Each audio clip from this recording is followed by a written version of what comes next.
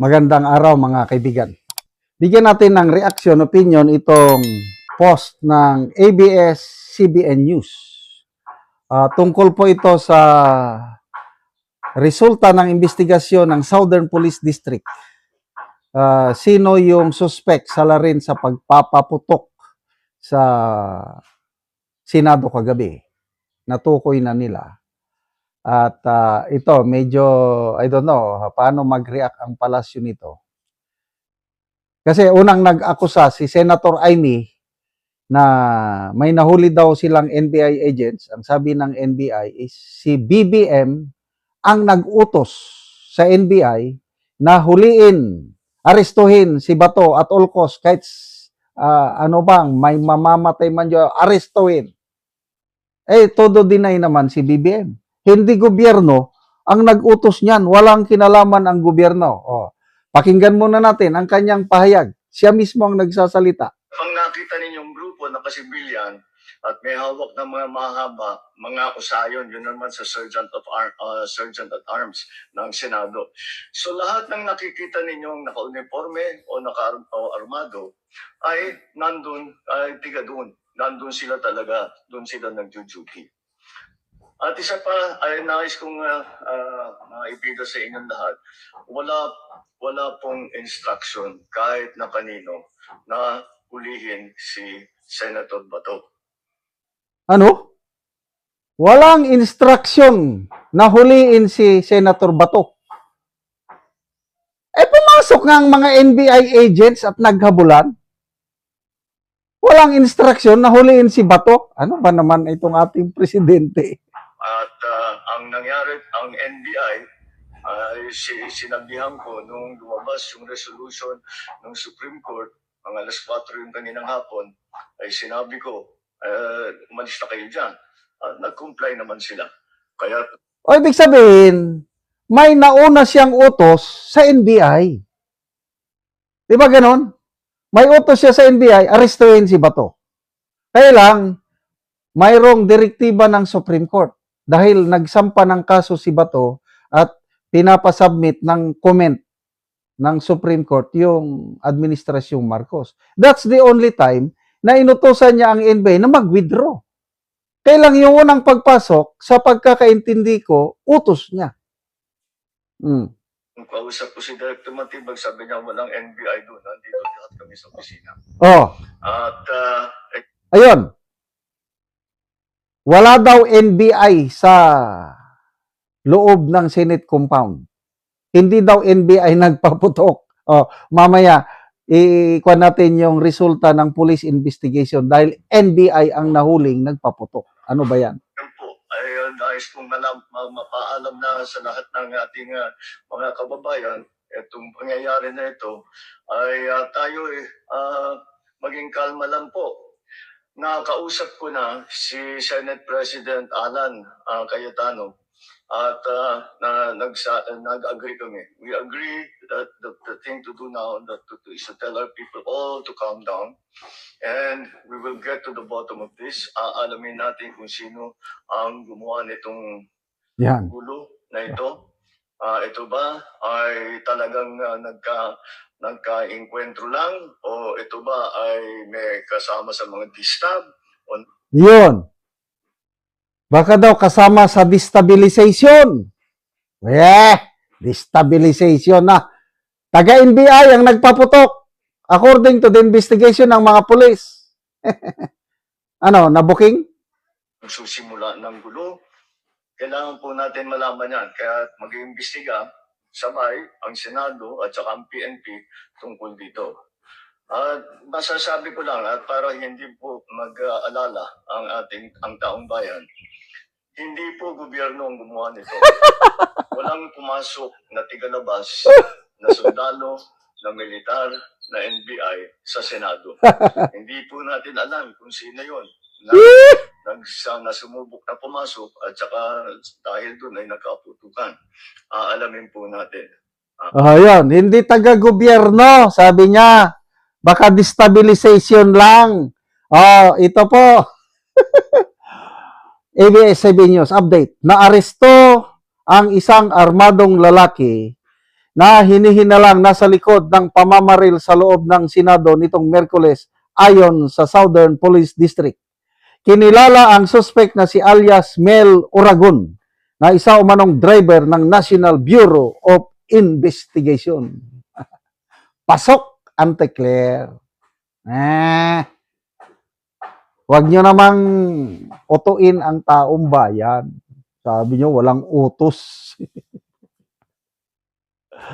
Wala na ngayon, sa age of social media, hindi nyo na po makontrol ang naratibo. Dahil ang daming sources ng information. Kulang sa script. Oh, ano ngayon? Hindi galing sa gobyerno ang nanggulo doon. Eh ngayon, driver ng NBI ang nagsimula ng kaguluhan. So, how can you explain this one? So, I'm sorry akin-akin lang ito. Halos wala na akong paniwala ang salita ng Pangulo, sa totoo lang. Kasi ang dami niya ng sinasabi, ibang sinasabi, iba ang nangyayari. Oh. I-recall natin, 2024 ba yun, yung KOJC SEEDS na libu-libong pulis, pinalibutan ang KOJC compound, pinasok, sabi niya mamaya, anong human rights?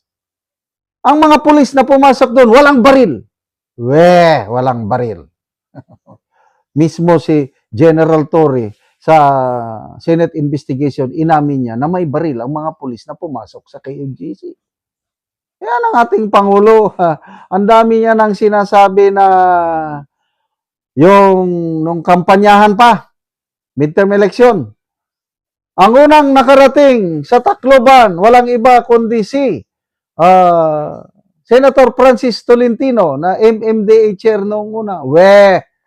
Tolentino. Alam ng lahat, alam ng pati si Martin Romualdez, alam niya na ang unang dumating doon ay si Tatay Digong natin, Mayor of Davao. Ay, ang daming, ano pang, yung maalala ko lang campaign promise niya, last year, midterm election. Pagbaba ko sa aking termino sa 2028, matatapos na ang subway sa Metro Manila.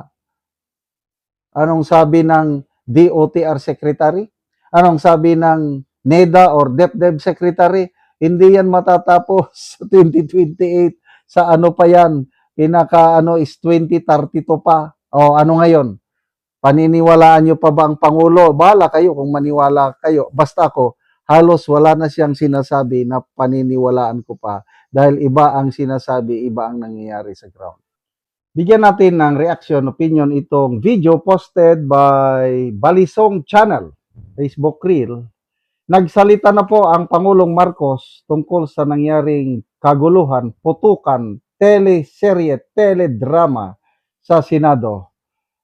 Inaakusahan siya ng kanyang kapatid, Senator Amy, na si BBM daw ang nag-utos sa mga NBI agents na arestuhin si Bato at all costs, kahit sino ang masawi, arestuhin siya. So, napilitan ng Pangulo, nagsalita ito, hindi kami, hindi. O, todo deny. Pakinggan natin siya. Ngayong gabing ito, mga 2 oras kalahati ko na minomonitor ang sitwasyon. At nung una kong nabalitaan na naputukan, ay ang una kong tinawagan ay si Sec. John Vic Remulla ng DILG. At tinanong ko, magpa-report ka sa mga pulis na nandun na kung may nangyari, kung meron silang ginawa. At tapos ang sunod na tawag ko naman ay sa NBI.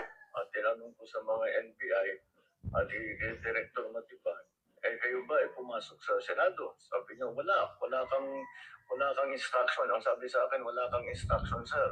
Kaya ba't namin gagawin yun?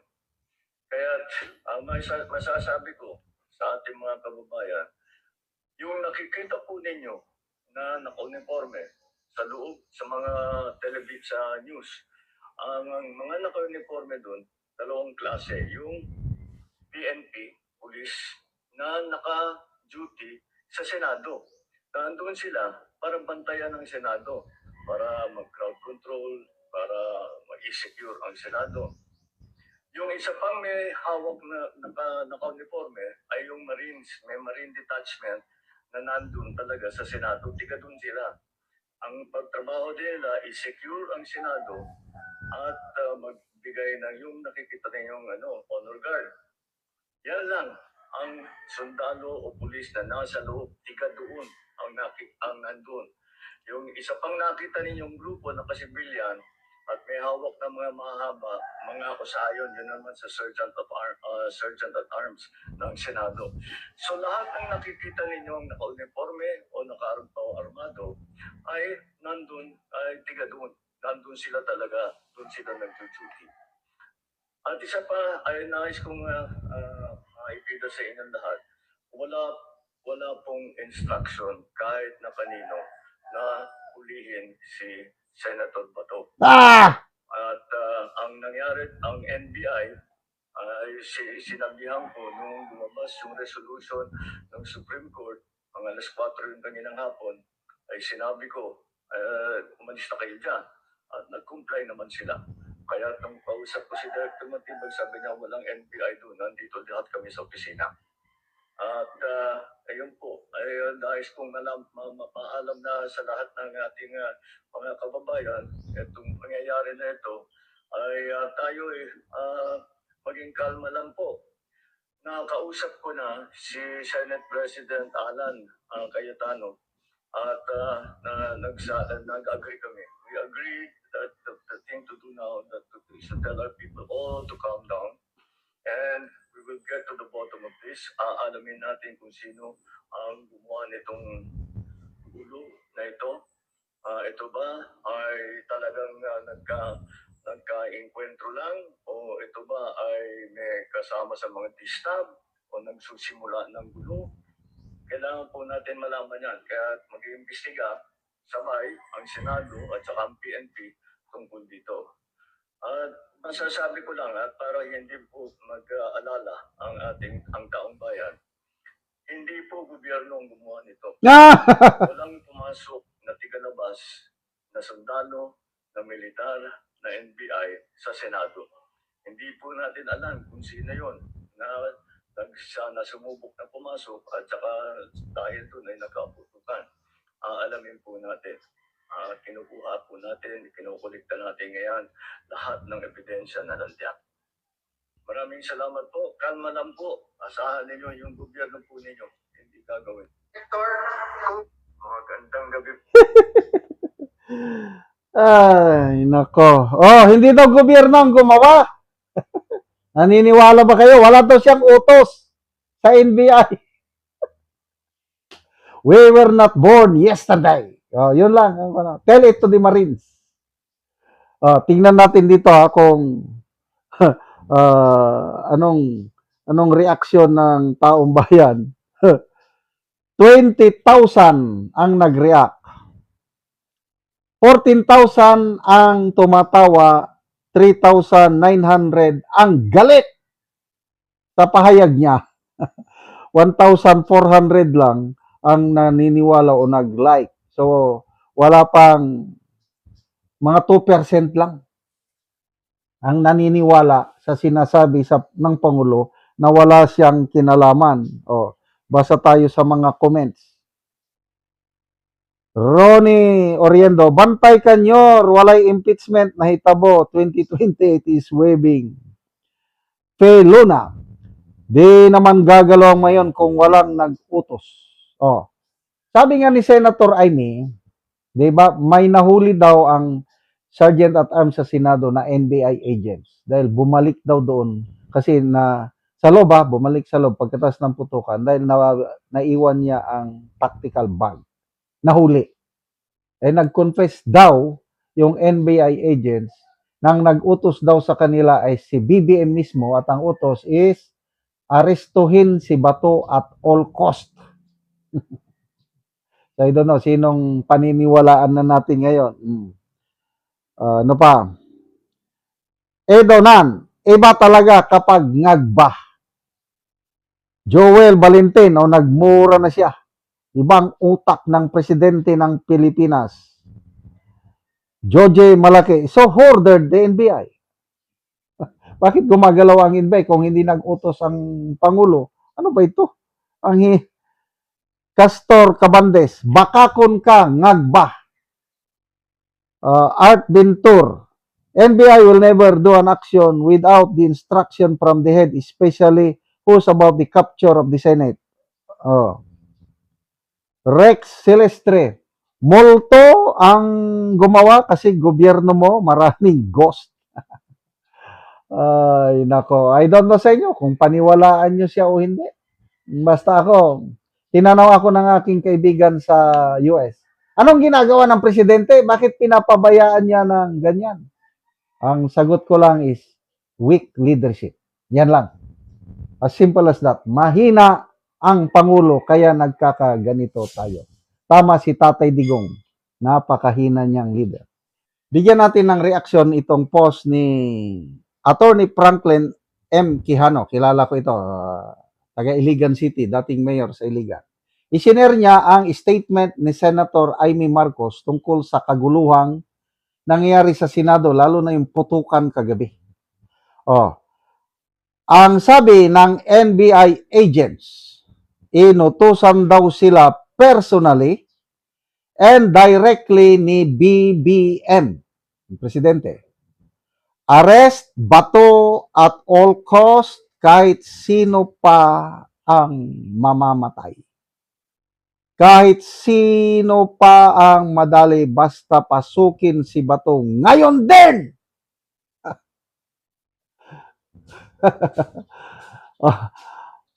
Senator Amy Marcos, Republic of the Philippines. Yan po ang payag niya kagabi ito. So, wala talaga itong magkapatid. Irreconcilable na ito. Kasi, sinasabi ni Senator Amy, meron daw silang nahuli kagabi. Nung nangyari na yung putukan, merong isang NBI na bumalik sa loob dahil may naiwan ata na tactical bag. Nahuli siya ng tauhan ng Sergeant at Arms ng Senado. Baka ito na yung sinasabi na inutusan daw. Grabe ulitin ko ang sabi ng NBI agents, inutusan daw. Daw pa ito not yet sure. Inutusan daw sila personally and directly ni BBM, arrest, bato at all cost, kahit sino pa ang mamatay. Kahit sino pa ang madali, basta pasukin si Bato ngayon din. Ang bigat naman ng ganun. Kaya, I don't know how true yung statements na yan. Kaya lang, based sa nababasa kong comments, reports, grabe, ang daming mga NBI agents in full battle gear, nagpwesto sa may SSS. Ano bang pakay nila doon kagabi? Then mamaya nagkaputukan na, sino yung nagsimula ng putukan. Para daw war zone. Ang description ni Senator Pia Cayetano is naamoy na niya na daw yung pulbura. Matagal-tagal daw. Umabot daw mga hindi lang 10 minutes. Sabi niya, hindi. Kasi sa umpisa lang daw, para bang paputok. Hindi sila maniwala na nagkakaroon na ng putukan. Kaya lang, later on, nasyak na lang siya dahil tuloy-tuloy ang putukan, naaamoy na ng amoy pulbura. Ganyan talaga yan. Pag putukan na, marami ng maamoy mo ang pulbura. Maalala ko tuloy nung yung una kong encounter. Tinuruan kami sa aming training na pag nagkagera na, para daw mawala yung takot. Kasi kinakabahan ako. Wala pa akong experience sa labanan. May nagsabi sa amin, mga veterano, magpaputok ka lang. Maamoy mo yung pulbura, that will calm your senses at ano. Kaya nung una kong encounter, March 29, 1985, sa Agusan del Sur. More or less mga 300 na rebelde ang nakasagupan namin dahil anniversary nila. It's a plenum. Eh yung tauhan ko, isang platoon lang ako. 28 to be exact. Versus, talagang, what shall I do? Ayun, naalala ko yung advice ng mga tactical NCOs, mga sarhento. Paputok lang, maamoy mo lang yung pulbura. So, nung ganun na, nininervyos ako, nagpaputok lang ako, bang, bang, bang! Ano lang, wala naman akong nakikita. Basta lang, nung naamoy ko ngayong pulbura, talaga, naging kalmado na ko, naalala ko na yung mga tinuro sa training, fire and maneuver. Inorganize ko na yung mga tauhan ko. First Sergeant, Platoon Sergeant, sir, nandito ko. I-organize mga matao. Okay. Ito na. Fire Team Alpha, Fire Team Bravo. Okay. Platoon Sergeant, dyan ka. Fire Team Bravo, I'm Fire Team Alpha. Lulusob kami, mag-advance kami. Cover me. Yes, sir. Fire! Nag-advance kami. Ganun lang, palit-palitan lang. Grabe talaga yung amoy ng pulbura sa mga ganong. Kasi nasa baba kami, pataas kami. Nasa higher ground yung kalaban. Ganun lang. So, naamoy yung pulbura. Nagmistulang war zone ang Senado kagabi na naging sentro tayo ng balita sa buong mundo kasi na-pick up kagad ng foreign media. Kaya nga yung kaibigan ko na nasa US, madaling araw nagtitext na, what is happening now in the Philippines? Sabi ko, bakit nagkaroon ng siege? Hindi ko pa alam na nagkaputukan ha. Sabi ko, they are guarding bato para hindi makatakas, para makulong siya. Ngayon, is it true? I don't know. Kasi, sabi-sabi man lang ng NBA agents,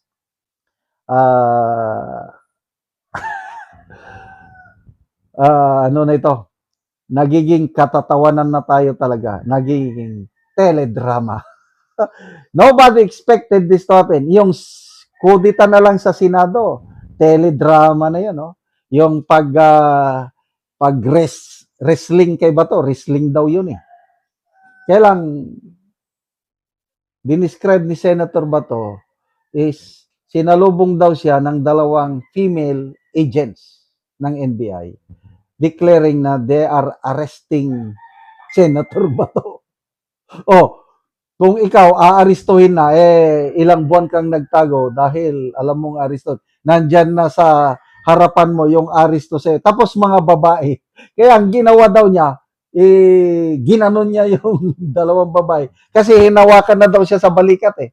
Kaya lang mga babae, doon sila nagkamali. Kaya kung mga lalaki pang mga matitipuno, 2, 3, 4, binigla siyang sinunggapan, inaresto, din baka hindi siya makatakas. Babae lang. Ginanon lang niya. Takbo siya. Yun na, nagsimula na ang teledrama sa Senado na uwi ng putukan at ito na, pati presidente na damay na siya daw ang utak sa nangyayaring kaguluhan.